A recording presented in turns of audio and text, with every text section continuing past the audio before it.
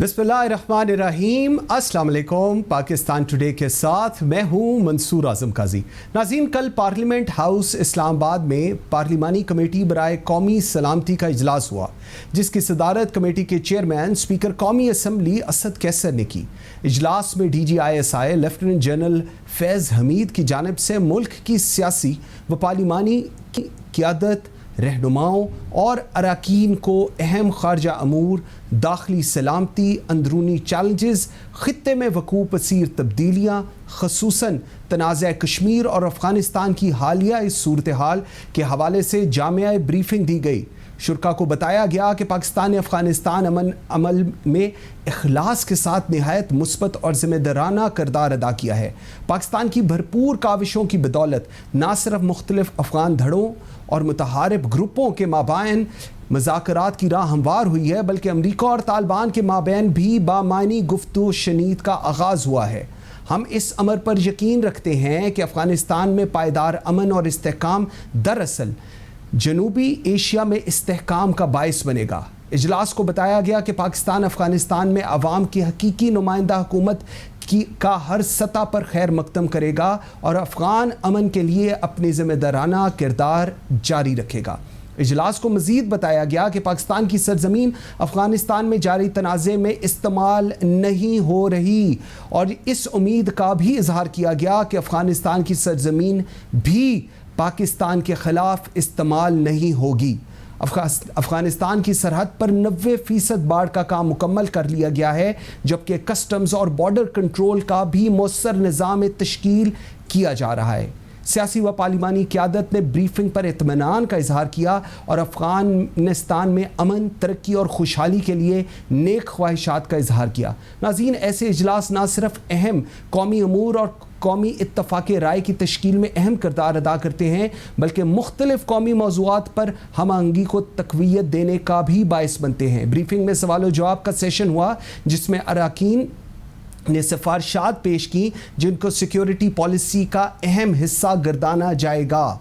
इजलास में opposition leader Shahbaz शरीफ, बिलावल भुट्टो ज़रदारी, वज़ीर ख़ारजा शाह महमूद कुरैशी, चौधरी फवाद हुसैन, वज़ीर दाखिला शेख रशीद, शाहिद खाकान अब्बासी साहब, ख्वाजा मोहम्मद आसिफ, राना तनवीर, एहसन इकबाल, राजा परवेज़ अशरफ, हिना रब्बानी खर, यूसुफ रज़ा गिलानी, सेनेटर शेरी रहमान, चेयरमैन सेनेट मोहम्मद सादिक संजरानी, वज़ीर दिफा परवेज़ खटक, वज़ीर मनसूबाबंदी असद उमर, शफ़कत महमूद, डॉक्टर शीरी मज़ारी, डॉक्टर बाबर अवान, अली मोहम्मद और चारों सूबों के वज़राए आला ने भी शिरकत की। Chief of army staff general Qamar Javed Bajwa, DGISI lieutenant general Faiz Hamid, DGISPR major general Babar Iftikhar समेत कौमी सलामती इदारों के सरबराहान का भी इजलास में खुसूसी तौर पर शिरकत की।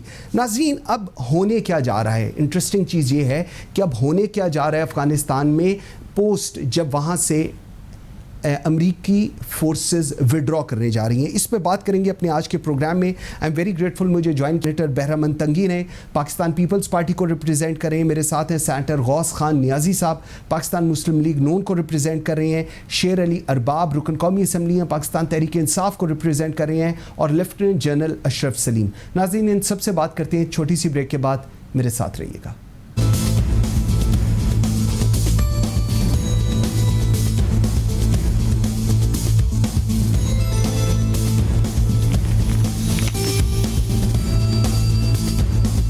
Welcome back after the break. जी नाज़रीन, मेरे साथ हैं सेनेटर बहरामंद तंगी, मेरे साथ हैं सेनेटर गौस खान नियाजी, शेर अली अरबाब और lieutenant general Ashraf Salim. Thank you very much जी, बहुत शुक्रिया आपका।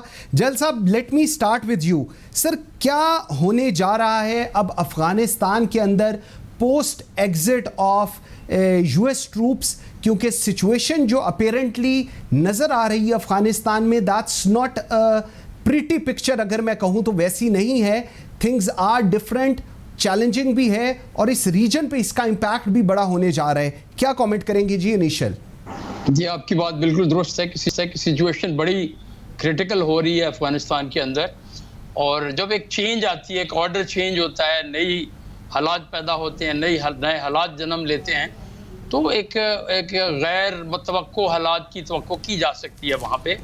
लेकिन एक दो चीज़ें अच्छी भी हैं कि तालिबान जो हैं जिन्होंने अभी तक कुछ प्रोग्रेस की है और बहुत सारे लोग उनके साथ शामिल भी हुए हैं, अफगान फोर्सेस के बहुत सारे लोग जाके उनके साथ शामिल हुए हैं, उन्होंने कहीं पे भी कोई लड़ाई नहीं की है।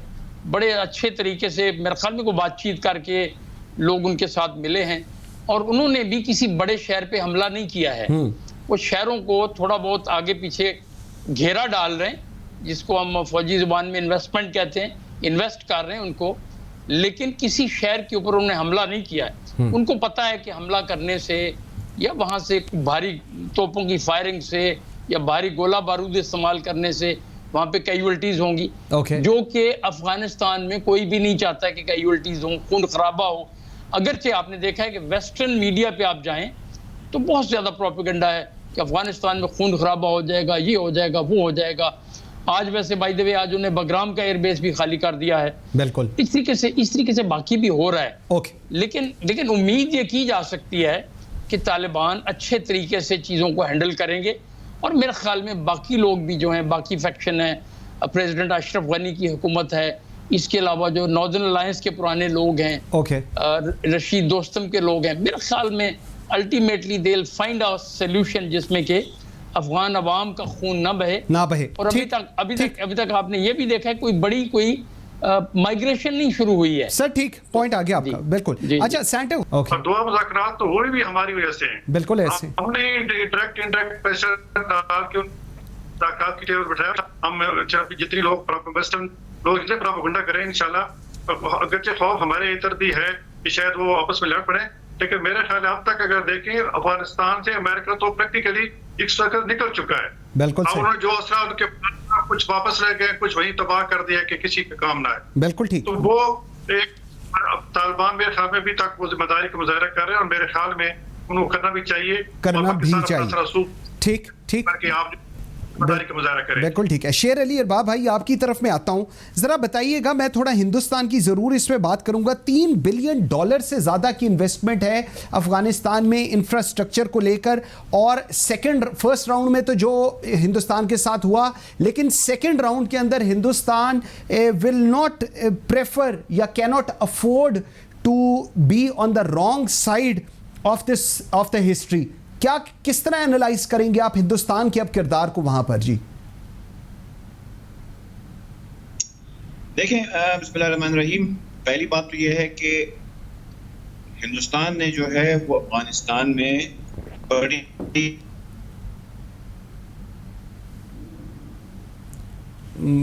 आवाज का जी वो कर भी सकते हैं बिकॉज दे हैव अब जो पोजीशन है वो हमें एक चीज को जो है वो जहन में रखना है कि जो भी डिस्पेंसेशन अफगानिस्तान में आती है वो जो है it is going to be free from any influence.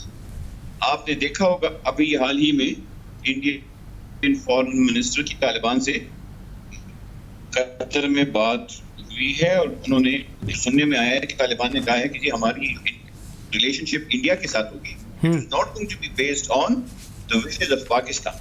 So इस चीज को भी हमने ज़हन में रखना है। So अब इंडिया जो है वो बहुत कोशिश करेगा कि वो इस नए सेटअप में अपने लिए कोई जगह बना ले। बट मैं आपको एक बात जो बताता हूँ वो ये है कि पाकिस्तान के पास अब अपॉर्चुनिटीज ज्यादा अच्छी ये है। Pakistan should play a role of facilitator, a suitor for peace. अगर हम ने इन सब स्टेक होल्डर्स को हम अगर बिठाने में कामयाब हो गए तो ये हमारी बहुत बड़ी कामयाबी होगी।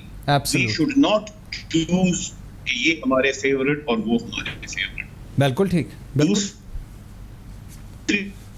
बात शेर अली अरबाब भाई आपकी आवाज़ ही हमें कट रही है, आपको दोबारा हम कनेक्ट कर रहे हैं। सेनेटर बहरमन तंगी हैं जी हमारे साथ। जी सेनेटर साहब मुझे ज़रा बताइएगा, कौमी सलामती का इजलास हुआ जिसकी सदारत स्पीकर कौमी असम्बली असद कैसर साहब ने की। शहबाज शरीफ साहब, बिलावल भुट्टो जरदारी, पार्लिमानी leaders, DG ISI, chief of army staff, they all were there, और एक बड़ा अच्छे नोट के ऊपर एंड हुआ और ऑपोजिशन ने इस चीज़ की एंडोर्समेंट दी कि जो स्टेप्स लिए जा रहे हैं, जिस तरीके से अफगानिस्तान के इशू को पाकिस्तान मैनेज कर रहा है, we are satisfied with that. क्या कमेंट करना चाहेंगे इसके ऊपर आप?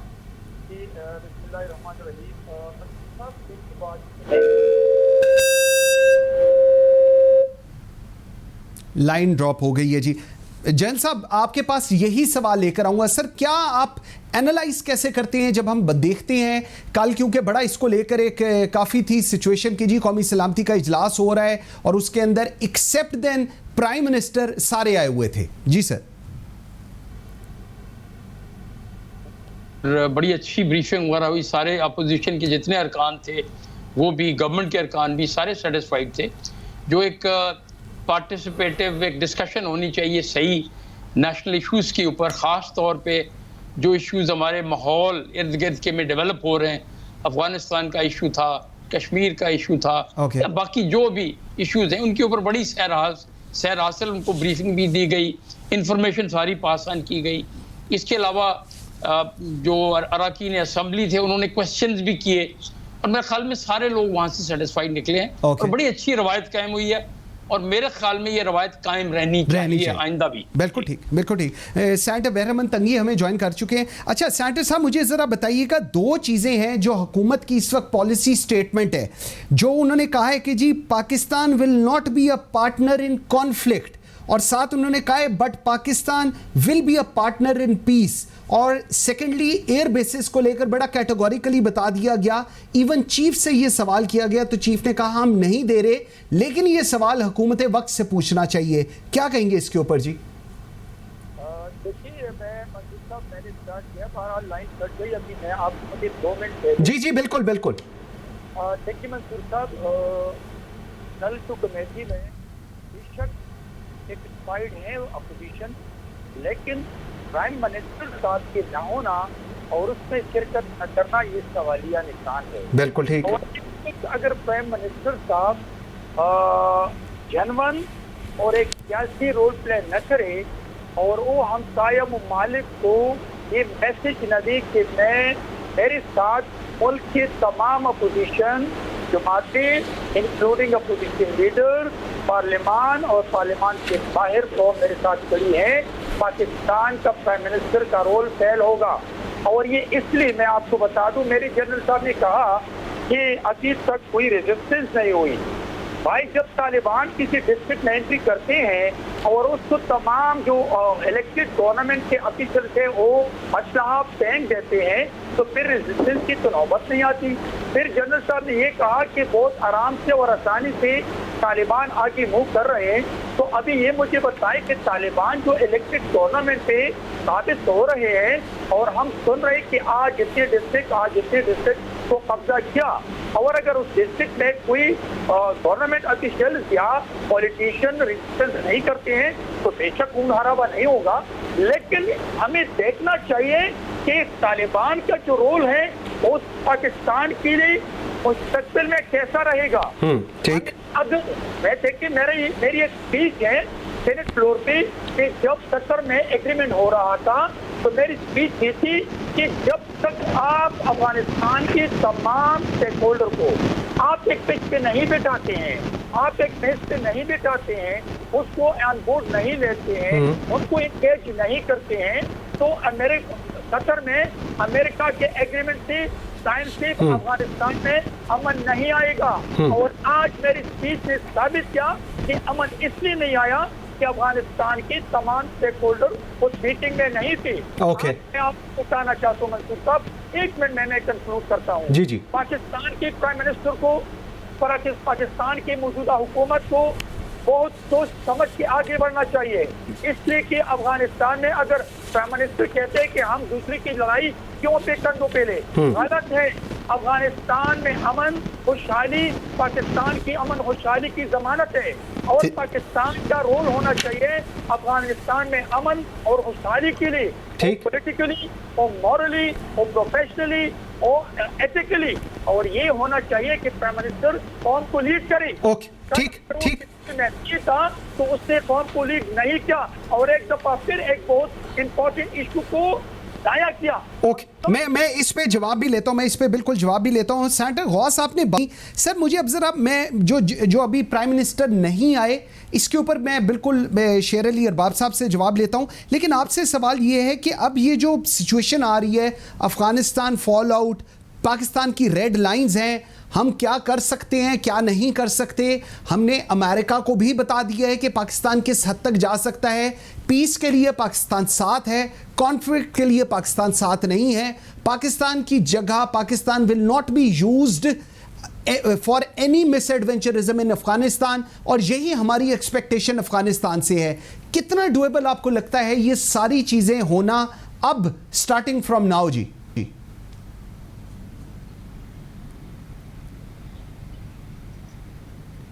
बात है कि पाकिस्तान आप इनकार किया, पाकिस्तान ने हम कोई आपको एयर बेस नहीं देंगे, अपनी कोई टेरिटरी नहीं देंगे, कोई आपको ड्रोन हमला नहीं करने देंगे, ये बहुत अच्छा स्टांस है। और इस पे मेरे ख्याल में तमाम सियासी पार्टियों का इत्तेफाक है, हमारे अस्करी इदारों का भी इस पे इत्तेफाक है, और होना भी चाहिए कि पाकिस्तान कब तक देख लेना, अब 78-90 लेके अब तक 30 साल जो लेकर अब तक पाकिस्तान जो है हर किसी न किसी सुपर पावर की प्रॉक्सी वार वो लड़ता रहा है। हाँ। तो अब पाकिस्तान को अपने पांव पे खड़ा चाहिए और पाकिस्तान को एक जिम्मेदार रोल इंशाल्लाह अदा करेगा पाकिस्तान। और इसमें हमें सबसे पहले ये करना चाहिए कि तमाम सियासी पार्टियां बशमूल हुकूमती पार्टी एक पेज पे होना चाहिए। लेकिन बदकिस्मती से अभी तक प्राइम मिनिस्टर साहब है इसको रियलाइज नहीं कर रहे, और फिर एक तो इनके जो तर्जमान है झूठ बोलते हैं कि जी पोजीशन लीडर ने कहा है कि प्राइम मिनिस्टर ना आए।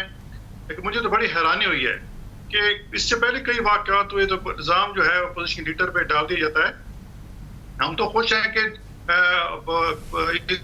जो मुल्क क्राइसिस में मुआशी हालात हैं, जैसे हमारे नेशनल हालात हैं या इंटरनेशनल जिस तरह सिनेरियो चेंज हो रहा है, हमें एक पेज पे होना चाहिए। okay. और ये तो प्राइम मिनिस्टर देखो, प्राइम मिनिस्टर साहब ने जब कल स्पीच की और उस पर फिर अपोजिशन एक जिम्मेदारी का मुजाहरा किया, अपोजिशन तकरीर सुनी, बल्कि मैंने ये भी मेंबरान जो जिस पे उन्होंने कहा कि जी हम किसी के पक्ष की आवाज नहीं बनेंगे, तो पोजीशन के मेंबरान भी वो डेस्क पे जा रहे थे, तो ये अच्छी बात है।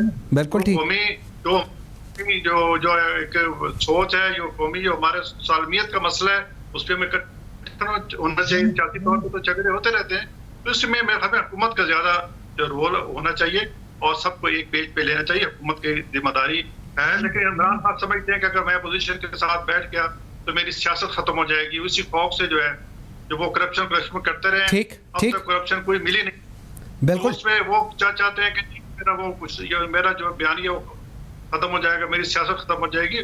मेरे ख्याल में अनार से पैर आना चाहिए, और एक उनकी सोच जिस तरह यमन के मसले पर हमने यमन का ठीक हो गया, जब यमन का मसला आया था हमसे मांग रहा था, तो हम इजलास बुला के कंसेंसस डेवलप किया था और एक मुश्तरका इलामिया जाके हमने सऊदी अरब को दे दिया था, पूरी दुनिया को बता दिया। पॉइंट आ गया जी, आपका पॉइंट बिल्कुल आ गया। सेनेटर साहब आपका पॉइंट आ गया। व्यूअर्स एक छोटी सी ब्रेक आ जा रहे हैं, जब ब्रेक से वापस आते हैं तो शेर अली अरबाब साहब के लिए ये जो एक सवाल है और जो हमेशा किया जाता है कि जब भी कोई ऐसी सिचुएशन होती है, कोई मीटिंग होती है, जिस तरह भी सलामती कौमी सलामती का इजलास हुआ, प्राइम मिनिस्टर क्यों नहीं आते, और उसके बाद मौका मिलता है और उसके बाद दूसरी तरफ प्राइम मिनिस्टर कहते हैं कि मैं जो नेशनल इश्यूज हैं उस पे ऑपोजिशन के साथ बैठने को तैयार हूं। इस पर्टिकुलर केस के अंदर कौन सा एनआरओ ऑपोजिशन मांग रही थी जिसकी वजह से प्राइम मिनिस्टर नहीं बैठे, इस पे जवाब लेंगे शेर अली अरबाब से। एक छोटी सी ब्रेक के बाद मेरे साथ रहिएगा।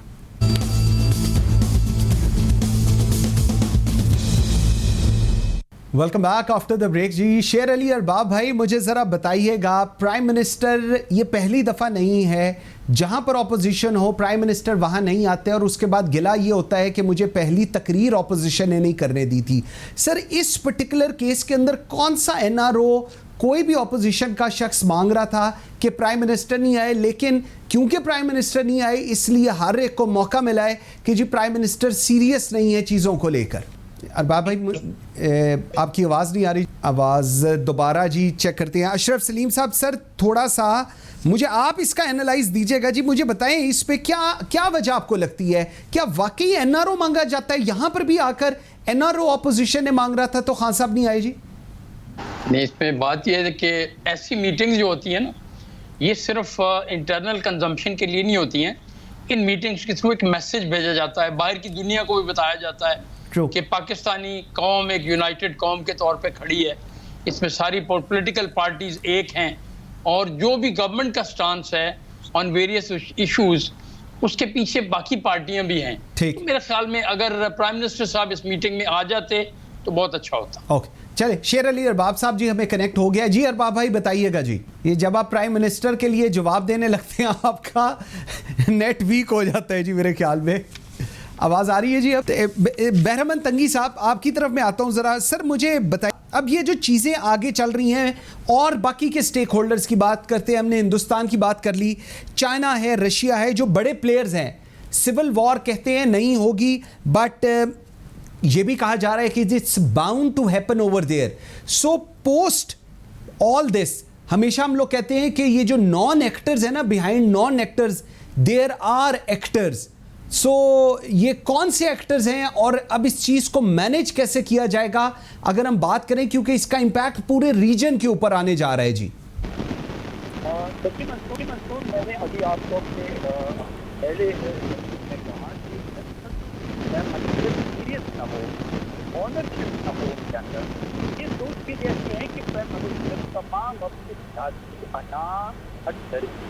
राजनीतिक पसंद नापसंद से एक्सल कर प्राइम मिनिस्टर का नकली दुश्मन होता है, प्राइम मिनिस्टर का नकली दोस्त और रिश्तेदार होता है। वो पाकिस्तानी कौम को लीड करते हैं और पाकिस्तानी कौम को तब लीड कर सकते हैं जब अपनी बातें अपोजिशन लीडरशिप आपके साथ हो। लेकिन अनफॉर्चुनेटली इस प्राइम मिनिस्टर को अगर मीडिया कुछ बताते हैं तो वो नाराज, उसने ना मीडिया से कुछ सीखा, उसने ना पुलिस। बहरमन तंगी साहब को जी दोबारा कनेक्ट करें, मैं तो उनकी आवाज़ नहीं आ रही। सेनेटर गौस साहब, सर आप ज़रा मुझे बताइएगा, अब ये जो हम चाइना रशिया का और ये जो मेजर रोल्स हैं और नॉन स्टेट एक्टर्स के पीछे स्टेट एक्टर्स होते हैं, इसके ऊपर आप क्या एनालाइज करते हैं जी सिचुएशन को? देखो, इंडिया के साथ हमारे तल्लुकात जैसे भी रहे और इसमें वहाँ हमारे क्योंकि एक टेंशन सी चल रही है, जब तक उस पर हमारा जब इंडिया की जब कश्मीर का मेन मसला कश्मीर का इशू है और जब तक कश्मीर का इशू हल नहीं होता, हम तो एक दूसरे पाकिस्तान और इंडिया एक दूसरे पे नॉन स्टेट एक्टर्स और स्टेट एक्टर्स इसका रोल आता रहेगा। और एक हमारी बात है और हमारे ये जारी रहेगी जब तक कश्मीर का मसला हल नहीं होता। इसमें ज़ाहिर है नॉन स्टेट एक्टर भी इन्वॉल्व होते हैं, लेकिन अभी पीछे दिनों मोदी ने हमने तो समझा था कि शायद मोदी सीरियस है, लेकिन उसने एक ड्रामा किया कि कश्मीर के जो चंद लोगों को बुलाकर एक मुज़ाकरात का कहा, उसको ढोंग रचाया, असल जो लीडरशिप थी उसको बुला दिया। तो एक ये जब तक हमारा कश्मीर का मसला हल नहीं होता, ये स्टेट और नॉन स्टेट एक्टर्स का मसला हल नहीं होगा। और अलबत्ता अफगानिस्तान के साथ हमारे मसला जो है वो इंशाअल्लाह तल्लुकात अब बेहतर होंगे। आप उनकी तरफ से पिछले दिनों भी कोई हुकूमत की तरफ से एक्चुअली मैं समझता हूँ कि वहाँ भी जो है ना इंडियन लॉबी जो है वो इस किस्म के जो है बयान दिलवा रही है, क्योंकि इंडिया का काफी वहाँ होल्ड है। वहाँ आप जैसे पहले बता रहे थे कितने बिलियन की इंडियन इन्वेस्टमेंट है इंफ्रास्ट्रक्चर पे, बिल्कुल इंफ्रास्ट्रक्चर पे, और फिर उसी लिए वो जो है वो उनके इशारे पे इंडियन के इशारे पे जो है अफगान हुकूमत के कारिंदे उनके जो कौमी सलामती के बशीर थे, उन्होंने भी एक पाकिस्तान के खिलाफ बयान दिया था जिस पर शाह महमूद ने बहुत रिएक्ट किया था और कहा था कि बहुत ही सख्त तरीके से रिएक्ट किया था और अच्छा किया था, मैं उसको सपोर्ट करता हूँ। ठीक, तो ये एक मसला है कि इंडिया का जो है वो दो चीजों की, कश्मीर का इशू और इंडिया के वहाँ जो इंटरेस्ट हैं उनको, ये जब तक कश्मीर का मसला अगर हल हो जाए तो शायद ये मसला ये मसला हल हो जाए। ठीक हो गया। अच्छा बहरमन तंगी भाई, मुझे जरा बताइएगा, ब्रीफिंग हो गई, सेशन हो गया, DGISI ने बता दिया, चीफ ने बता दिया, क्वेश्चन आंसर्स हो गए, सर अब आता है पॉलिसी मेकिंग। पार्लियामेंट और सेनेट, आप लोग पार्लियामेंट और सेनेट दोनों को रिप्रेजेंटेशन है इस वक्त। मुझे बताइएगा कि पॉलिसी के लिए तो आप सारों को इकट्ठे बैठना पड़ेगा और बहुत सारे लोगों का ये ख्याल है कि जी इस चीज़ के ऊपर हुकूमत और अपोजिशन को एक पेज पर होना लाजिम और मलजूम है, विदाउट इफ्स एंड बट्स। क्या कहेंगे मंसूर साहब? जो मैं 3 साल से मैं एक पॉलिटिकल वर्कर हूँ, एक पार्टी का 40 इयर्स एक्सपीरियंस है, लेकिन मैं 3 साल से मौजूदा प्राइम मिनिस्टर के रोल को जिस अंदाज से देख रहा हूँ मैं पीछे की तरफ जाना चाहता हूँ, चाहे वो कोरोना का मसला था, चाहे वो कश्मीर का मसला था, तो तहरीक लब्बैक का मसला था, या अभी जो अफगानिस्तान और ये जो मसला गया है। मैं जो प्राइम मिनिस्टर के रोल को देखता हूँ, मैं नहीं समझता हूँ कि अभी भी वो सीरियस है, और मैं ये उनकी बदकिस्मती है। हमने तो सो मेनी टाइम मेरे सेनेट फ्लोर पे, मेरे लीडर की मतलब की नेशनल असेंबली के फ्लोर पे, और इसी तरह तमाम जमातों की लीडरशिप ने फ्लोर पे खड़े होकर कहा आगे बढ़े, हम आपका साथ दे रहे हैं। ठीक है। आपने कहा ना कि एक पिच पे होना चाहिए। हमने तो बारहा उनको रिक्वेस्ट की कि खुदा का खौफ करें, मुल्क की सालिमियत का सवाल है। अगर ये मुल्क है तो हम होंगे, अगर मुल्क है तो हम सियासत करेंगे, मुल्क पे हमारी जान भी कुर्बान। लेकिन मुल्क के इशू पर जब ये बात आती है तो प्राइम मिनिस्टर या तो भाग जाते हैं, और अगर हम उनको रिक्वेस्ट करते हैं कि प्लीज खुदा के लिए पार्लियामान आके पार्लियामान को ऑन बोर्ड ले, वो कह रहे कि मुझसे नारो मांगता है। तो ये मैं इमरान के पिछले 3 साल के किरदार पे बात कहता हूं कि ये एक पिच पे कौम को इकट्ठा नहीं कर सकता है, इसलिए कि आज भी वो जिद और हटदर्मी की सियासत से बाहर नहीं निकले हैं। अगर वो निकलते तो सबसे पहले पोजीशन लीडर के साथ हाथ मिला के बैठ जाते, इसलिए कि डेमोक्रेटिक प्रोसेस में without the opposition Jamaate you can't move a single step. लेकिन आज मैं समझता हूं कि ये पाकिस्तान का मसला है, ये सालिमियत का मसला है। और मैं आपको मंसूर आज आपको बता दूं, मैं खैबर पुख्तूनख्वा से ताल्लुक रखता हूं, मैं एक जमींदार गिराने से ताल्लुक रखता हूं, मैं एक मोहम्मद सईद पठान हूं, अहमद शाह अब्दाली से मेरा सिलसिला है। मैं जानता हूं कि इस वक्त अफगानिस्तान में हम पॉलिटिकली कैसे इस चीज को हैंडल कर रहे हैं। ठीक। हमें अगर हम ये कहते हैं कि ये किसी और की जंग है, मैं नहीं पढ़ना चाहता हूं, मैं पीस में हूं, नहीं, अफगानिस्तान हमारा हमसाया मुल्क है। ठीक, वहां पर जंग होगी तो पाकिस्तान में भी होगी। बिल्कुल ठीक है, बिल्कुल ठीक है। शेर अली अरबाब भाई हमें ज्वाइन कर लिए। शेर अली अरबाब प्लीज बताइएगा, प्राइम मिनिस्टर क्यों नहीं ज्वाइन करते? सारे जगह पर at the end of the day वही इशू है कि जी प्राइम मिनिस्टर नहीं आते, ही इज नॉट सीरियस, वो प्राइम ऑपोजिशन लीडर से हाथ मिलाने के रवादार नहीं, एक दूसरे की शक्ल देखने के रवादार नहीं। सर फिर नेशनल इश्यूज के ऊपर कैसे बात होगी? फिर जो आप लोग कहते हैं वो बात मानी जाए, या जो प्रैक्टिकली हम देखते हैं उस पर यकीन करें? हमें तो मुझे तो ये समझ नहीं आती कि हम किसकी बात माने जी। अगर कट जाए तो फिर मुझे फोन पे ले लेना। शेर अली अरबाब भाई आप ठहरे, आपको हम टेलीफोन लाइन पे ले रहे हैं जी। शेर अली अरबाब साहब को जी टेलीफोन पे ले, हम स्काइप पे नहीं ले रहे और हम वो बात दोबारा नहीं करेंगे, हम इनको फोन लाइन पे लेते हैं। जलसा मुझे सर जरा बताइएगा, बॉर्डर फेंसिंग 90% कंप्लीट हो गई, बाकी की भी कंप्लीट हो जाएगी। आपको लगता है आइंदा आने वाले दिनों में सिचुएशन ऐसी हो सकती है कि अगर जो अभी 2-3 north Waziristan, south Waziristan, Lahore blast, ये एक रिफ्लेक्शन भी है कि वहाँ पर से हमारे पास किस तरह चीज़ें ट्रांसलेट होती हैं। अभी जो रिसेंटली लाहौर वाला वाक़या हुआ, इसमें भी जो ताने बाने हैं वो एनडीएस और रॉ के साथ मिल रहे हैं। आपको लगता है कि अगर सिचुएशन ठीक ना हुई तो फेंसिंग को कंप्लीट करके सील भी पाकिस्तान करने का सोच सकता है जी? बिल्कुल आपकी बात दुरुस्त है। होता ये कि ये कुछ एक तो होता है ना कि आप जब हालात ख़राब हों तो कुछ लोग इन्फिल्ट्रेट किए जाते हैं, वहाँ पे हालात ख़राब किए जाएंगे पाकिस्तान के अंदर। इसके अलावा स्लीपर सेल्स भी होते हैं जो दूसरे लोग, जो हमारे दुश्मन लोग हैं, वो भी रखते हैं। मोस्ट प्रोबेबली ये जो धमाका लाहौर में हुआ था। जैल साहब सॉरी आपकी बात काट रहा हूँ, जैल साहब सॉरी आपकी बात काट रहा हूँ, मुझे वो शेर अली अरबाब ने ज्वाइन किया, मैं जरा उनका व्यू पॉइंट पहले ले लूँ। जी शेर अली अरबाब भाई। अच्छा देखिए, पहली बात मैं आपको अफगानिस्तान के ऊपर बताता हूँ। एक जो प्राइम मिनिस्टर ने जबरदस्त बात की थी फ्लोर ऑफ हाउस पे, वो ये थी कि जी ये स्ट्रेटेजिक डेप्थ वगैरह है ना, that is no longer on.